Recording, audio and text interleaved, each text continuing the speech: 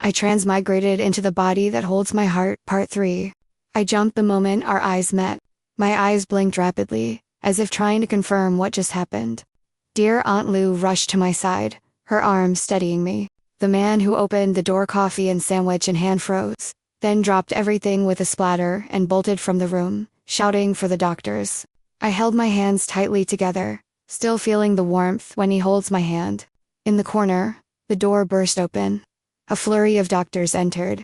They crowded around his bed, machines beeping, voices firm but urgent. I watched from the sidelines, detached yet tethered. It felt like déjà vu. The same chaos, the same confusion. That moment when I opened my eyes for the first time as Chrissy. Only this time, I wasn't the patient. I was the witness. A wild thought hit me. What if he has amnesia too? I nearly laughed aloud. What were the odds?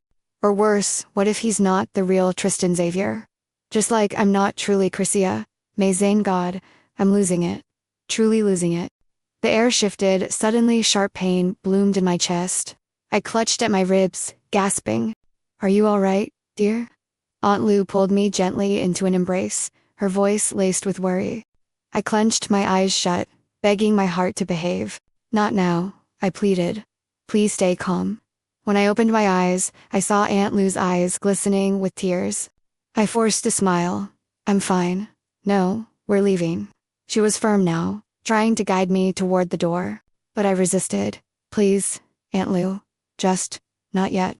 First, my legs felt like lead. I had no strength to move. Second, I couldn't bear to leave him. Not when he had just come back.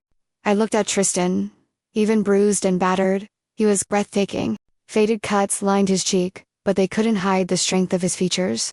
There was a peace in his face now, like the storm had passed and left him dreaming. Mr. Xavier, can you hear me? One of the doctors asked, leaning close. Tristan didn't speak, but his gaze darted slightly, recognition flickering. If you can hear me, press my hand. He pressed the doctor's hand, not hard, not urgent, but real. Thank God, I whispered. I stood there, frozen, watching them assess him, poke and prod gently, talking in careful tones. Then a voice sliced through the air like a whip. Chrissia, May Zane. I winced. Mrs. Zane stormed into the room, eyes sharp, voice loaded with panic. I was worried sick when I didn't find you in your room. Calm down, Hazel, Aunt Lou intervened. She's with me. Mrs. Zane paused, exhaled, and gathered her composure. Why are you here? She asked more softly. For gossip, Aunt Lou said breezily, before I could answer, then winked at me. I choked on a laugh. Aunt Lou, you chaotic angel. How rude of you. Mrs. Zane rolled her eyes. Let's go. She placed a gentle hand on my back and guided me toward the exit. As I stepped out, I glanced back one last time. That's when I saw it. Tristan lifted his hand. It hovered there, like he wanted to reach out again. And then I left. At least he's awake now. He's alive. The doctors will take care of him. I want to marry Tristan Xavier. I announced it like it was the weather. Loud, certain, and absolutely inappropriate for the situation. The room fell into stunned silence. Chrissia's family know. My family now, I reminded myself, looked at me as though I'd grown 2 heads. God gave me this life, this second chance, and I wasn't going to waste a single breath of it. Not anymore. No. 2 voices snapped back, in perfect sync. Christopher Zane, my father, and Hansel, my brother. Total boss mode. Their eyes practically glowed red. Why not? I whined dramatically, even throwing in a pout for effect. Old Martha would've died of embarrassment, but Chrissia felt free. Spoiled, even, and damn it, for once, I wanted to be that girl. The old me always just existed, floating on luxury. Invisible in her own life, never asked, never wanted too much. But this life, this body made me bold. We were gathered in my VIP hospital room, a little too full for comfort. Grandma and Grandpa sat quietly in the corner. Grandpa peeling an orange with maddening precision, Grandma nibbling slices like she was watching a soap opera. My cousins were giggling in a corner. Aunt Lou gave me a teasing smirk. Mom looked like she just witnessed the apocalypse, eyes wide, mouth ajar. And Dad and Hansel, boiling, because I said so. Dad thundered, pointing a commanding finger at me like this was the 1800s. But Dad, you don't even know the man, Hansel barked, stepping forward like a soldier stepping in front of danger. And that's when it hit me harder than the 4-needle they used last week. Chrysia had never met Tristan Xavier. Not even once. Not at any party. Not at any gala. Why? Because he only attended business-related events, and she was always too sick to go. Confined to her hospital suite until now. Still, I argued, crossing my arms with full-blown teenage brattiness. I want him. Only him. Yes, I know. Dramatic. Unhinged. But for once, it felt so good to want something out loud. Dad rubbed his temple like I was his worst headache. You're 19, Chrysia. What marriage are you talking about? He's a 30-year-old billionaire tycoon. Not some boy you can flirt with on Instagram. And he's our business rival, he added, practically spitting the word. rival, in case you forgot what that means. I sulked, like I was auditioning for a telenovela. Hansel stepped closer, arms crossed. And let me remind you, he added, he's 30. I nearly laughed. As Martha, I was 25. 30 was exactly my type. An overworked, emotionally unavailable, brooding billionaire. Yes please, sign me up. Tattoo his name across my fate. I pressed my lips together and let my eyes water. Big, glistening, guilt-tripping tears. I felt safe, loved, unjudged. The shift was instant. I'd never done this before. As Martha, crying meant surrender. It meant losing. But as Chrysia, Dad's fury cracked.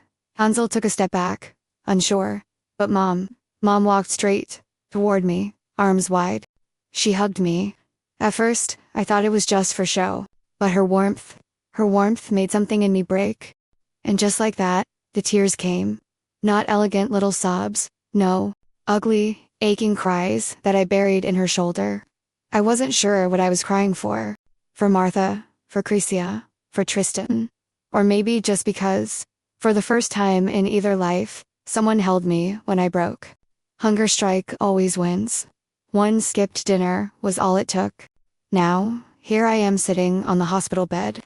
My untouched tray of food before me while Mom and Dad perch on the couch like reluctant negotiators. Apparently, I've reached dangerous brat level. If you eat your dinner, Dad said, rubbing his temples like he was making a deal with the devil, we'll talk to Tristan. When he's okay. If and only if, Mom corrected sternly. I smiled. Big, bright, victorious. Easy peasy, lemon squeezy. I picked up my spoon like a queen raising her scepter and took the first bite of the day. Across the room, Aunt Lou chuckled. Money indeed can't buy family, she muttered like a sage with a smoothie. And she was right. This family, loud, dramatic, impossible, was priceless. Mom gave me a sharp look. The kind that says I want to yell at you, but I'm too tired for the drama. In the end, she sighed and let it go. Then, out of nowhere, what do you like about him? She asked.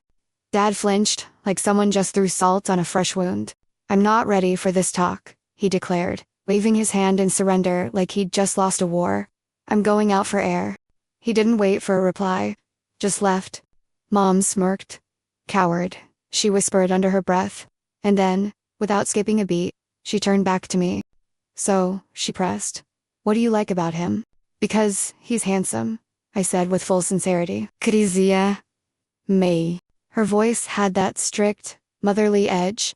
Answer me truthfully. Don't play games. I sighed, letting the spoon clatter onto the tray. I turned to her, my expression softening. I'm serious, Mom. She raised an eyebrow. Still not buying it.